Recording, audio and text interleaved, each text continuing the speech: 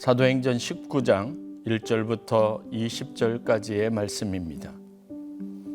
아볼로가 고린도에 있을 때 바울이 윗지방으로 다녀 에베소에 와서 어떤 제자들을 만나 이르되 너희가 믿을 때 성령을 받았느냐? 이르되 아니라 우리는 성령이 계심도 듣지 못하였노라. 바울이 이르되 그러면 너희가 무슨 세례를 받았느냐? 대답하되 요한의 세례니라. 바울이 이르되 요한이 회개의 세례를 베풀며 백성에게 말하되 내 뒤에 오시는 이를 믿으라 하였으니 이는 곧 예수라 하거늘 그들이 듣고 주 예수의 이름으로 세례를 받으니 바울이 그들에게 안수하매 성령이 그들에게 임하심으로 방언도 하고 예언도 하니 모두 12사람쯤 되니라. 바울이 회당에 들어가 석 달 동안 담대히 하나님의 나라에 관하여 강론하며 권면하되 어떤 사람들은 마음이 굳어 순종하지 않고 무리 앞에서 이 도를 비방하거늘 바울이 그들을 떠나 제자들을 따로 세우고 도란노 서원에서 날마다 강론하니라. 2해 동안 이같이 하니 아시아에 사는 자는 유대인이나 헬라인이나 다 주의 말씀을 듣더라. 하나님의 바울이 손으로 놀라운 능력을 행하게 하시니 심지어 사람들이 바울의 몸에서 손수건이나 앞치마를 가져다가 병든 사람에게 얹으면 그 병이 떠나고 악귀도 나가더라. 이에 돌아다니며 마술하는 어떤 유대인들이 시험 삼아 악귀 들린 자들에게 주 예수의 이름을 불러 말하되 내가 바울이 전파하는 예수를 의지하여 너희에게 명하노라 하더라. 유대의 한 제사장 스게와의 7 아들도 이 일을 행하더니 악귀가 대답하여 이르되 내가 예수도 알고 바울도 알거니와 너희는 누구냐 하며 악귀 들린 사람이 그들에게 뛰어올라 눌러 이기니 그들이 상하여 벗은 몸으로 그 집에서 도망하는지라. 에베소에 사는 유대인과 헬라인들이 다 이 일을 알고 두려워하며 주 예수의 이름을 높이고 믿은 사람들이 와서 자복하여 행한 일을 알리며 또 마술을 행하던 많은 사람이 그 책을 모아 가지고 와서 모든 사람 앞에서 불사르니 그 책값을 계산한즉 은 5만이나 되더라. 이와 같이 주의 말씀이 힘이 있어 흥왕하여 세력을 얻으니라. 아멘. 이는 살아계신 하나님의 말씀입니다. 오늘은 우리가 성경 말씀에서 아주 도전적인 하나님의 메시지를 만나게 됩니다. 예수님의 제자였던 사람들이 오늘 바울을 만나서 그들의 인생의 새로운 차원의 믿음에 관한 이야기를 듣게 됩니다. 그들이 세례를 받았지만 그 세례가 가지고 있었던 진정한 의미의 하늘의 축복을 경험하게 됩니다. 바울이 말씀을 전하고 여러 해 에베소에 머물면서 그가 하나님의 능력과 권능을 행하는 이야기들을 전해 듣게 됩니다. 그들은 하나님의 말씀을 알았을 뿐만이 아니라 그 말씀이 가지고 있는 구체적인 능력을 경험하게 되었습니다. 고린도 지역을 1년 6개월 정도 머물면서 사역하던 바울이 그보다 훨씬 더 많은 시간 3년 가까운 시간을 에베소에 머물면서 사람들에게 부지런히 말씀을 가르치고 그들에게 예수 그리스도의 도를 증거하는 열정을 갖게 됩니다. 그들에게 말씀을 강론하고 그들을 권면합니다. 그들에게 하나님의 능력을 행하기도 합니다. 그런데 여전히 에베소 교회가 가지고 있는 문제점이 있었습니다. 그것은 그들이 신앙적인 지식은 가지고 있었고 믿음에 관한 사실들과 내용들을 많이 알고 있었지만 그들이 실질적으로 예수 그리스도를 믿는 믿음 안에서 삶의 능력을 경험하지 못하는 수준에 있었다고 하는 사실입니다. 바울이 전도여행을 하면서 가장 힘들어했던 부분이 뭘까 생각해 보면 우리가 바울의 마게도냐 일정에서 그가 고린도로 오기 전에 아테네에서 경험했던 여러 가지 일들과 사건들을 통해서 얻을 수 있는 단초가 한 가지가 있습니다. 무엇이냐면 그는 복음이 사람들에게 논쟁거리나 아니면 철학 사상 혹은 이데올로기와 같이 사람들의 이야기거리가 되는 것에 대한 반감이나 아니면 그에 대한 힘든 부분들이 분명히 있었던 것 같습니다. 아테네에 머물다가 고린도로 오는 여정과 과정들을 살펴보면 그렇게 열정적이었던 사도 바울이 고린도에 이르러서 사역을 접고 천막을 짓는 일을 하면서 그냥 사역과는 관계없는 시간들을 보냈다는 성경의 기록들을 보게 됩니다. 그만큼 그가 복음을 전하는 열정을 잃어버리고 사람들과 토론하고 강론하고 사람들과 신앙에 대해서 이야기하는 것에 대해서 상당한 고충을 가지고 있었고 그것에 대한 회의감이 있었다라는 사실들을 엿볼 수 있는 대목이라고 여겨집니다. 오늘 우리가 성경에서 보는 이야기 가운데 19장 1절부터 기록되어져 있는 이야기의 전개를 살펴볼 필요가 있습니다. 아볼로가 고린도에 있을 때 바울이 윗지방으로 다녀 에베소에 와서 어떤 제자들을 만나 이르되 너희가 믿을 때 성령을 받았느냐 이르되 아니라 우리는 성령이 계심도 듣지 못하였노라 라는 대화의 내용을 소개하고 있습니다. 고린도에서 윗지방, 당시 에베소의 윗지방이라고 하면 우리가 잘 아는 갈라디아 지방, 길리기아 지방, 안디옥과 같은 지역을 말할 겁니다. 그것을 거쳐서 오랜 여정을 끝에 에베소에 이르게 되었습니다. 그곳에는 이미 예수를 믿는 제자들이 있었습니다.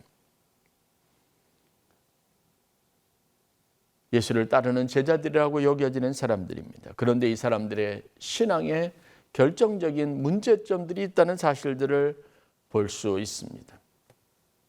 이들에게 사도 바울이 던진 직접적인 질문이 무엇이었습니까? 너희가 믿을 때 성령을 받았느냐? 자신들이 믿음이 있는 것 같지만 자신들 스스로 예수님의 제자라고 말하고는 있지만 바울은 이들에게 점검을 요청합니다. 너희가 믿는다면 너희 믿을 그때 성령을 함께 받았느냐는 겁니다. 그때 제자들의 대답은 간단합니다. 우리는 성령이 계심도 듣지 못하였습니다. 바울이 이 이야기를 듣고 다시 질문합니다. 그렇다면 너희가 무슨 세례를 받았느냐 묻습니다. 이들의 대답은 요한의 세례를 받았다는 답이었습니다. 이 제자들이 가지고 있는 한계 상황과 문제점들이 무엇인지를 명확하게 알 수 있는 대화의 내용들입니다. 그들은 진정 세례를 받고 그리고 예수에 대해서 이야기 듣고 가르침을 받았지만 그들은 인격적으로 예수님을 경험하지 못했습니다. 예수님이 오늘 다시 부활하셨고 그 부활하신 예수님께서 우리의 삶에 새 생명을 주시고 우리와 함께 하신다는 사실, 그 예수님께서 보혜사 성령을 우리에게 주셔서 우리와 함께 하신다는 이 약속을 그들이 믿음으로 받아들이지 못하고 있었다는 겁니다. 다시 말해서 교인이 되는, 예수를 따르는 제자가 되는 어떤 그냥 실질적인 문제 앞에서 통과는 되었을지언정 그들이 진짜 그리스도인의 모습으로 변화되어 있지 않다는 사실입니다. 어떻게 교회 다니는 사람들이, 어떻게 신앙생활하는 사람들이, 어떻게 세례를까지 받은 사람들이 이렇게 무지할 수 있겠느냐라고 반문할 수 있지만 여러분, 우리에게도 아주 흔히 발견할 수 있는 일이고 우리 자신에게도 똑같은 문제점들이 여전히 내재하고 있다는 사실을 알아야 합니다. 만약 여러분들에게 질문한다면, 바울과 같은 질문으로 질문한다면 여러분은 무엇이라고 대답할 수 있겠습니까? 여러분들이 믿을 때 과연 여러분들은 성령을 받으셨습니까? 성령 세례를 받으셨습니까? 여러분은 예수님이 오늘도 살아계시고 우리와 함께 계심을 믿습니까? 이 질문 앞에 여러분 스스로가 답할 수 있는 내용이 무엇인가 생각해 보아야 합니다. 우리가 교인이고 그리스도인이고 예수를 믿는 사람들인 것 같지만 그러나 그것은 겉모양일 뿐 우리의 속사람은 전혀, 우리가 살아가는 방식도 전혀 제자의 이름은 가졌을 때, 제자의 명예는 가졌을 때 제자다운 삶을 살지 못하고 그리스도인다운 면은 찾아볼 수 없는 그런 평범한 한 사람에 지나지 않다는 사실들을 인정할 수밖에 없을 겁니다. 코로나 이후를 지난 지금 이 시대에 우리 한국교회가 겪고 있는 위기의 근원이 뭘까요? 예수의 이름은 가졌으나 예수의 생명을 잃어버린 문제가 있습니다.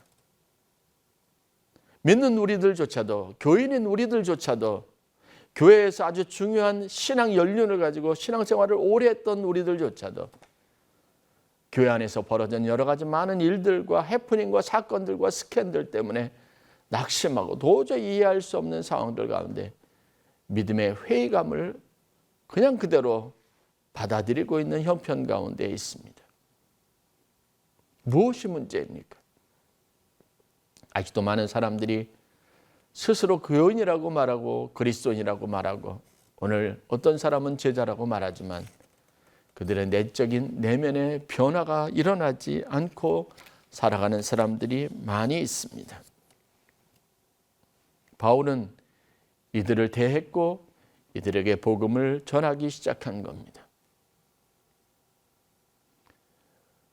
7절부터 이어지는 말씀을 7절, 8절, 9절로 이어지는 말씀을 대면 바울이 회당에 들어가서 석 달 동안 담대히 하나님의 나라에 관하여 강론하며 권면하되 어떤 사람들은 마음이 굳어 순종하지 않고 무리 앞에서 이 도를 비방하거늘 이라고 말했습니다. 하나님의 말씀을 듣습니다. 예수님에 관하여 하나님의 나라에 관하여 여러 가지 많은 자세하고 그 원리에 해당하는 곳까지 깊은 곳까지 바울에게 가르침을 받습니다. 바울은 자기의 복음의 열정을 가지고 간곡하게 예수 그리스도의 생명을 가지고 믿음을 따라 살도록 하나님의 나라의 백성의 삶의 질서를 갖도록 그들을 권면하지만 마음이 굳은 사람들은 순종하지 않습니다. 그 말씀에 귀를 기울이지 않습니다. 오히려 비방거리를 찾아서 공격하기를 일상으로 하고 있습니다. 하나님의 말씀을 들을 때 과연 내 마음속에 그 말씀이 살아서 역사하시는 하나님의 능력으로 수용되고 받아들여지고 나도 모르게 내 입에서 아멘이라고 하는 격한 동의와 순종이 터져 나오는지, 그런 날들이 과연 여러분들의 삶의 예배에 얼마나 많이 있는지 되돌아보면 우리의 마음이 얼마나 완악하며 우리가 얼마나 복음에 대해서 하나님의 메시지 말씀에 대해서 수용적이지 못한지 알 수 있을 겁니다. 그게 우리가 가지고 있는 실제 상황들입니다. 여러분들은 복음을 거스르는 사람들이 아닙니까? 복음에 대한 거부감을 갖고 있지는 않습니까? 이유가 무엇일까요? 바울은 이 문제에 대해서 직접적인 해답을 제시하고 있는 겁니다. 너희가 믿을 때 성령을 받아야 한다는 겁니다. 성령이 무엇입니까? 성령은 하나님의 거룩한 영입니다. 그 영이 우리 자신을 사로잡습니다. 우리의 옛 자아를 결박시킵니다. 무력화시킵니다. 하나님의 절대적인 주권과 능력 안에서 내 스스로가 무릎을 꿇게 되고 그 능력에 의해서 내 삶이 변화되는 것을 말합니다. 성령은 그래서 하나님의 전권적인 능력이고 하나님의 살아계시고 역사하는 힘이라고 말할 수 있습니다. 사도 바울이 고백했던 것처럼 이제는 내가 산 것이 아니라 오직 내 안에 그리스도께서 사신 것이라. 그러나 내가 이제 육체 가운데 사는 것은 나를 사랑하사 자기 몸을 버리신 그리스도 예수를 믿는 믿음 안에서 사는 것이라고 고백했던 이 고백이 우리 가운데 있어야 합니다. 왜냐하면 그것은 성령의 능력으로 성령을 받을 때 우리에게 일어나는 내면의 변화이기 때문에 그렇습니다. 성령을 받아야 할 가장 중요한 이유는 그때야 우리가 비로소 하나님의 능력 안에서 하나님의 사람으로 온전히 변화될 수 있기 때문에 그렇습니다. 에베소 사람들이 가지고 있는 문제, 제자라고 불렸던 그들이 가지고 있었던 문제는 그들은 요한의 세례를 받았던 요한의 추종자여, 요한이 이야기했던 장차 내 뒤에 오실 그 예수를 기다리는 마음과 사모함을 가지고 있었지만 그들의 내면은 여전히 하나님의 사람으로서의 변화가 일어나지 않고 있었다는 사실입니다. 그들에게 필요한 것은 바울의 처방처럼 성령의 권능을 힘입는 겁니다. 온전히 하나님 앞에 무릎을 꿇고 하나님의 능력 안에서 우리가 새로워져야 합니다. 이것이 우리의 믿음이 되어야 합니다. 내 힘을 믿거나 내 지혜의 기반을 둔, 내 지식의 뿌리를 둔 신앙생활이 아니라 하나님의 말씀에 온전히 사로잡히고 하나님께 이끌려가는 하나님의 인도하심을 전적으로 따르는 완전히 변화된 순종의 사람으로 우리가 다시 살아날 수 있어야 한다는 사실입니다. 주변에 목사님들이 있습니다. 그분들과 교제를 나눌 때마다 가끔 놀랄만한 고백을 듣게 됩니다. 목사님들 중에도 아직까지 성령을 받지 못한 분들이 있습니다.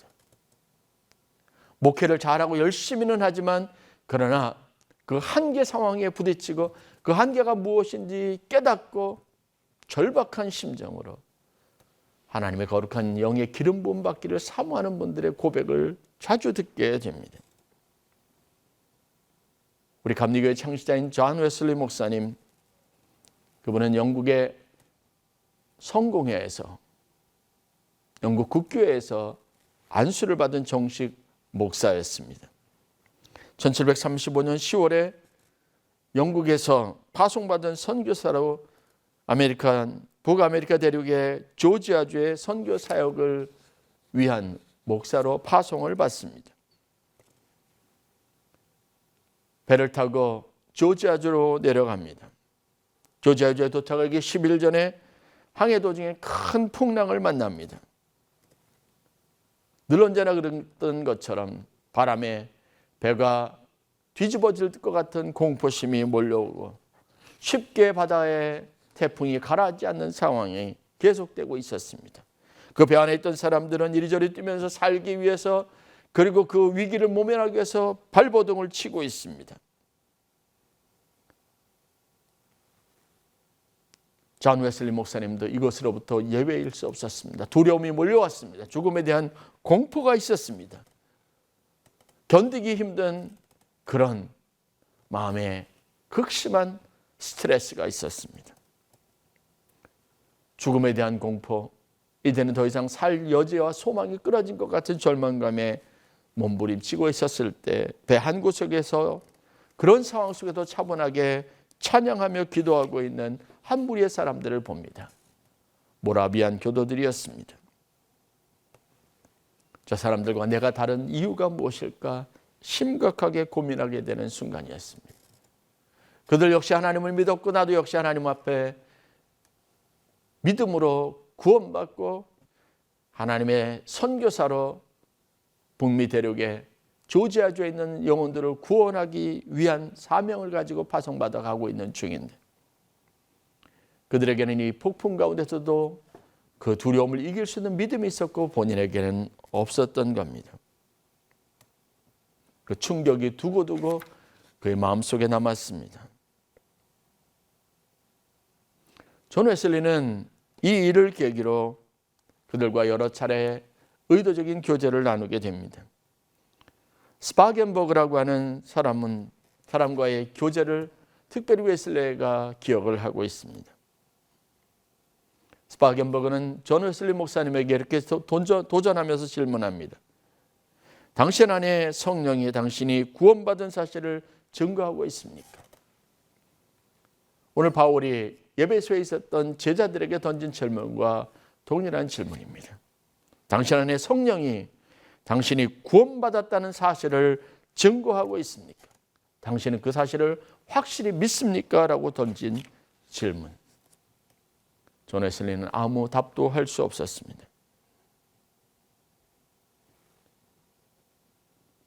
목사이면서 많은 사람들에게 성경을 가르치고 말씀을 가르치고 많은 사람들을 믿고 신앙 안에서 살도록 하기 위해서 인도할 책임을 가진 사람으로서 다른 사람들보다 더 나은 신앙적인 차원의 우월성을 가진 사람으로서 그에게 구원에 대한 확신이 없다는 사실에 스스로 놀랄 수밖에 없었습니다.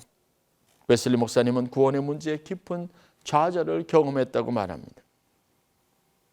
그러던 그가 사역을 마치고 영국에 돌아와서 3년이 지난 1738년 5월 24일 저녁 8시 45분쯤 런던의 한 시내 올더스게이트라고 하는 거리를 걷고 있던 중에 그 거리에 있는 교회 예배당 안에서 울려 퍼지는 그런 말씀과 찬송 소리를 듣게 됩니다. 한 예배 사회자가 루터의 로마서 주석 서문을 읽는 그 이야기를 듣습니다. 도중에 웨슬리는 뜨거운 구원의 체험을 하게 됩니다. 그때 그가 적은 그날의 일기에 당시에 웨슬리가 받았던 감동과 내적인 그런 성령의 체험을 이렇게 기록하고 있습니다. 나는 내키지 않는 발걸음으로 올더스게이트 거리로 가서 한 신도 모임에 참석하였다. 거기에서 한 사람이 루터의 로마서 서문을 읽고 있었다. 8시 45분경 그가 믿음으로 구원받는다는 하나님의 구원 방법에 대해 설명하고 있을 때 이상하게 내 마음이 뜨거워지는 것을 느꼈다. 나는 내가 구원을 받기 위해 오직 그리스도를 믿어야 한다는 것을 처음 알았다. 그리고 한 가지 확신이 생겼는데 그리스도께서 나의 모든 죄를 사하셨으며 죄와 사망의 법에서 나를 구하셨다는 확신이었다. 존 웨슬리 목사님은 그 길로 동생이었던 찰스 웨슬리를 찾아가 나는 믿는다라고 외쳤다고 하는 이야기가 있습니다. 사랑하는 성도 여러분, 아는 것과 믿는 것에는 분명한 차이가 있습니다. 이것에 대해서 우리가 구분할 수 있어야 합니다. 에베소에 있었던 세례 요한의 제자들처럼 그들은 아는 것이 있었지만 그들이 인격적으로 예수 그리스도를 만나거나 믿는 믿음에서는 멀어져 있었다는 사실들을 알아야 합니다. 오늘 바울의 놀라운 에베소의 사역들, 기적이 일어나고 하나님의 놀라운 권능이 그의 손으로 행해지는 이 일련의 사건들을 통해서 보듯이 귀신이 물러가고 병든 자들이 치료받는 이 역사들 가운데서도 유대의 한 제사장 스게와의 7 아들은 자신들이 이를 흉내내려고 시도하기도 했습니다. 그들의 생각 중에는 이것이 마치 한 사람에게는 마술과 같은 것이라고 여겼던 겁니다. 악기 들린 사람을 찾아가서 그들이 똑같이 바울처럼 행하고자 했을 때 성경이 무엇이라고 기록하고 있습니까? 그 악귀에 들린 사람이 그들에게 뛰어올라 눌러 이기니 16절입니다. 그들이 상하여 벗은 몸으로 그 집에서 도망하는지라라고 기록이 되어져 있습니다. 이것은 우리가 돈으로 살 수 있는 것도 아니고 우리가 가지고 있는 개인적인 능력을 초월하는 것입니다. 하나님만이 우리 인생에 부어주실 수 있는 것이고 그 하나님의 능력이 내 삶 가운데 있을 때 내가 경험할 수 있는 변화입니다. 돈으로 살 수 있는 것도 아니면 많은 시간을 투자하고 노력해서 얻을 수 있는 지식도 깨달음도 아닙니다. 바울이 오늘날 우리에게 전하고자 하는 믿음, 예수 그리스도께서 제자들과 함께 계시고 승천하실 때 제자들에게 당부하시면서 그들이 예루살렘을 떠나지 말고 남아서 기도하라고 요청하셨던 그 핵심에도 역시 성령의 기름 부음이 있습니다. 신앙은 노력으로 되는 것이 아닙니다. 그냥 열심히 한다고 되는 것도 아닙니다. 여러분이 개인적으로 예수 그리스도를 그분의 성령을 체험하는 역사들이 반드시 있어야 합니다. 그분의 압도된 힘에 눌려서 우리 자신을 얼마나 초라하고 부족하며 얼마나 많은 죄인인지를 깨닫고 나는 죽고 내 안에 그리스도께서 사신 것이라는 온전한 고백이 내 입에 내 삶의 고백이 될 때 우리는 하나님의 사람으로 온전히 설 수 있다는 사실을 다시 한번 깨달아야 합니다. 여러분, 여러분의 믿음 생활에서 과연 성령을 받으셨습니까? 성령 충만함을 경험하셨습니까? 그렇지 않다면 여전히 나는 그리스도인, 즉 하나님의 자녀가 아닙니다. 그 자녀의 권세에 대해서도 알지 못하고 그 권세를 누리지도 못합니다. 여전히 누군가에 의존되어져 있는, 누구의 제자인 것처럼 누구의 가르침에 귀속되어져 있는 그런 어리석은 모습에서 벗어나야 합니다. 우리의 신앙의 본질은 사람의 영향력으로부터 오는 것이 아닙니다. 어떤 탁월한 설교자나 아니면 탁월한 목회자나 아니면 어떤 탁월한 능력을 지닌 사람에게 우리의 인생이 귀속되어져 있지 않습니다. 우리에게 우리 삶에 오는 모든 삶의 변화와 능력은, 권세는 하나님 우리에게 주시는 것에 성령의 충만함에 기반을 두고 있다는 사실을 믿는 저와 여러분들이 되실 수 있기를 바랍니다. 내가 죽어야 합니다. 그리고 예수 그리스도를 내가 인격적으로 만나고 경험할 수 있어야 합니다. 듣는 것으로, 아는 것으로 충분하지 않습니다. 믿어야 합니다. 그러나 그 믿음의 전제 조건은 성령을 받아야 합니다. 그분의 강권적인 역사, 그분을 인격적으로 만나고 그분의 절대적인 능력을 경험할 수 있어야 합니다. 그래서 나의 연약함을 드러내고 고백하게 될 때 내 안에 그리스도의 능력이 온전해지는 이 놀라운 축복을 다 경험하는 저와 여러분들이 되실 수 있기를 주의 이름으로 간절히 축원합니다. 성령을 받으십시오. 성령의 충만함을 받으십시오. 그리하면 여러분 안에 하나님의 권능이, 하나님의 역사가, 하나님의 도우심과 축복하심이 참된 열매를 맺게 될 것이고, 그때야 우리는 비로소 하나님의 사람으로 다시 지어지고 다시 세워지는 놀라운 축복을 누릴 수가 있습니다.